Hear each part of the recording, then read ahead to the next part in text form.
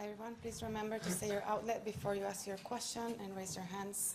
Holger, drink your water. If you can just walk us through those 3 games, how did you coming into this match? Yeah, obviously I prepared the match as it was going to be a normal match. I didn't know anything. Before starting, I was just ready to compete and build on the level that I did on Sunday. Was expecting a different match, obviously, but another tough one. And I think I saved 2 break points in the first game, so it actually started off very, very tough. But again, unfortunate to end this way. Holger, Craig Gabriel, Australia. When did you realize in the match that this was not going to go the distance? And had you not heard any of the rumors from a couple of days ago that he'd had a lower back scan? No, I didn't hear. Sorry, he denied it, that Okay. he'd had one, but I was curious. Back or elbow? I don't know. I heard back. Ah, back. Oh, okay. I didn't know. You never know. I mean, he was serving slow in this one game, but might be tactical. He still held, so I didn't manage to break him, so it was still effective. But I didn't hear any rumors. I was ready for it. I was honestly woke up as I always do, preparing as I always do. Never had one thought in my mind that he might retire, actually.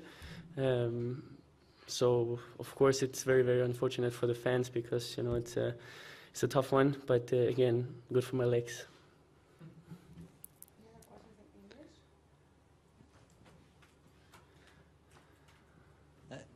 Hi, Holger.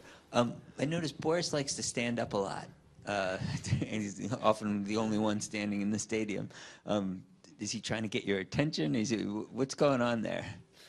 It might be for the blood flow for the legs, just to, Yeah, no. I just think when he wants to do the coaching, I think he stands up. He can express more his way of coaching me. So I think that's why I haven't asked him why he do it. Yeah. I mean, when I work with Patrick, he also did it a lot. So I think it's just a character thing that some do, some don't do. But yeah, I like the way that my bucks behave. So it's cool to have him and Lapo Mike and my mom to be here with me. Holger, Andrew Eichenholz, the ATP. Back here. Where? All the way in the back. Hey. Just going back to your last opponent, obviously you've had some great matches with Novak. I'm just curious, for 36, he moves quite well. What is it about his movement that you see that makes it so special? Yeah, for me, he's reading the game extremely well, better than anyone, I think. And also, I was reflecting a lot, obviously, on that match because it hurt to lose that one. But again, I feel like against many players out there, you can hit a great shot and you can be in a good position. And against him, you hit a great shot, it comes deep back. And I think it's not just his, ball quality, it's also how well he reads the game to be able to hit shots like that. And I think I did manage to make him uncomfortable also in his movement, but it's definitely a hard thing to do. And I think he's really, really good at pushing himself also. Vincenzo Martucci from Italy. And as you can imagine, we, like Italians, we already think about next match, your match with Sinner. Everybody, when you talk about young people, you just talk about how strong you are, how good you are, how nice you are, and things like this. I would like to know from you, I know you are very smart, please tell us something about the weakness of Sinner.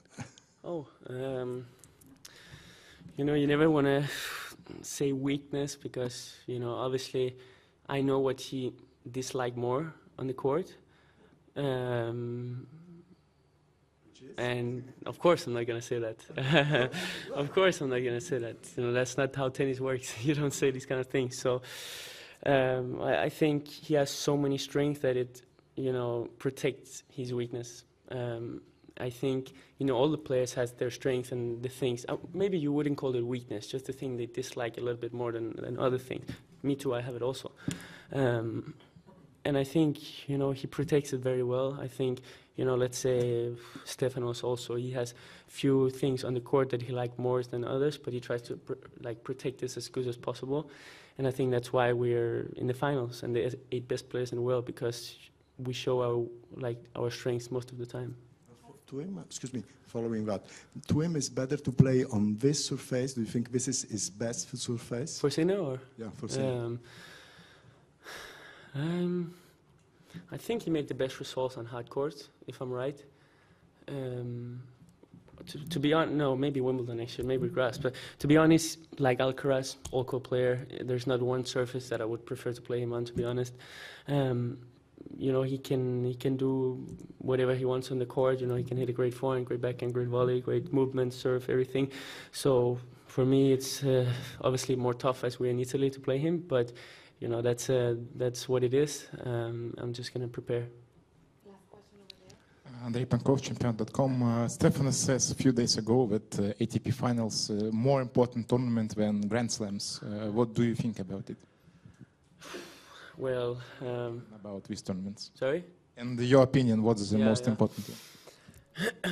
I think, you know, the Nitro ATP Finals is obviously the biggest ATP event we have, and it's I think it's super exciting event, because I compare it a little bit to Formula One, if you can, because they have these smaller events with less players, so it's very intense. It's less matches, top against top, so obviously you have 1 day rest every time, so it's nice for the body also. I think, if you ask me, would I rather win a Grand Slam or win the ATP Finals? My dream has always been to win a Grand Slam. But my dream is also to win here. So it's tough to make an order, but for me, Grand Slams is the biggest thing we have in tennis. Andrei Pankov, Champion.com. Stefanos says a few days ago that ATP Finals more important tournament than Grand Slams. What do you think about it? Well, About these tournaments. sorry? In your opinion, what is the most Yeah. important? I think, you know, the Nitro ATP Finals is obviously the biggest ATP event we have, and it's I think it's super exciting event, because I compare it a little bit to Formula One, if you can, because they have these smaller events with less players, so it's very intense. It's less matches, top against top, so obviously you have 1 day rest every time, so it's nice for the body also. I think,